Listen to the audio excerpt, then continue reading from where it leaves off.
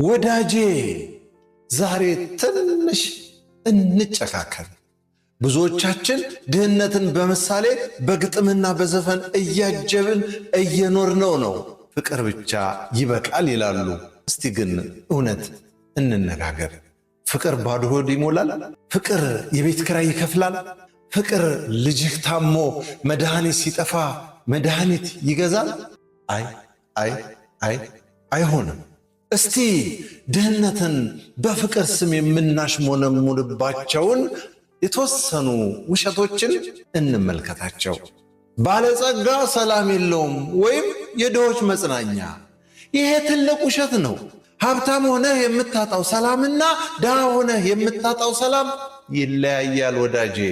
ሀብታሙ ቢዝነሴ ይከስራል ብሎ ይጨነቃል። አንተ ግን ዛሬ ማታ ምን እበላለሁ ብለህ ትጨነቃለህ። የትኛው ጭንቀት ይከብዳል ወዳጄ? በቪኤት ውስጥ ሆኖ ማልቀስ በታክሲ ሰልፍ ላይ ቆሞ ከማልቀስ ይሻላል? ሌላው ፍቅር የድሃ ነው። ተሳስተሃል። ድህነት ፍቅርን ይበላል፣ ክብርን ይሻሽራል።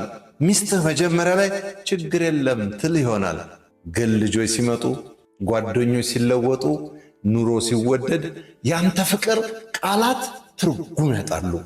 ኪስህ ሲጎድል በሴት ዘንድ ያለ ክብርም አብሮ ይጎድላል። ይሄ የተፈጥሮ ሕግ ነው ወዳጄ። እግዚአብሔር የመረጠውን ድሃን ይባርካል። ስንፍናን መሸፈኛ ነው ደግሞ ይሄ ሌላው። ፈጣሪ ሰነፍን አይባርክም። አንተ እስከ 3 ሰዓት እየተኛህ ቲክቶክ ላይ እየዋልክ እግዚአብሔር ያውቃል ብትል እሱ የሚያውቀው አንተ ሰነፍ መሆንህን ብቻ ነው።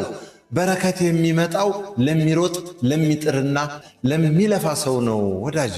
ሌላው ደግሞ ዋናው ጤና ነው። ልክ ነው፣ ጤና ዋናው ነው።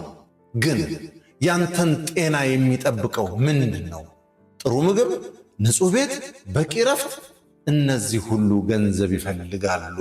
ድሃ ከሆንክ ግን ስትታመም እንኳን የምትታከመው በጸበልና በዱዓ ብቻ ነው ወዳጄ። ሌላ ምን አማራጭ አለህ? ገንዘብ ጤና ባይገዛም ዘመናዊ ሕክምናን ግን ይገዛል። አንደባበቅ። አንዱ ደግሞ ይመጣልህና ገንዘብ ደስታ አይሰጥም ይልሃል።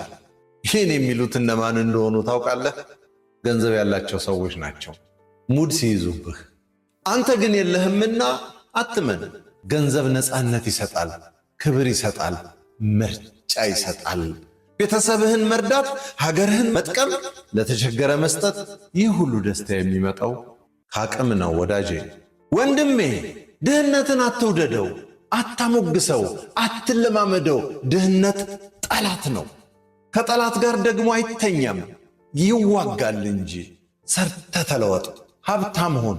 ያኔ ፍቅርህም ሰላምህም ጤናህም ይጣፍጣል። ይህ መራራ እውነት ከእንቅልፍ ካነቃህ ኮሜንት ላይ እንገናኝ። ፈላስፋው ጦማሪ ጭሰኛው እንዳዘጋጀው በለጠ ሸቴ ዘሀገረ ኢትዮጵያ እንዳቀረበው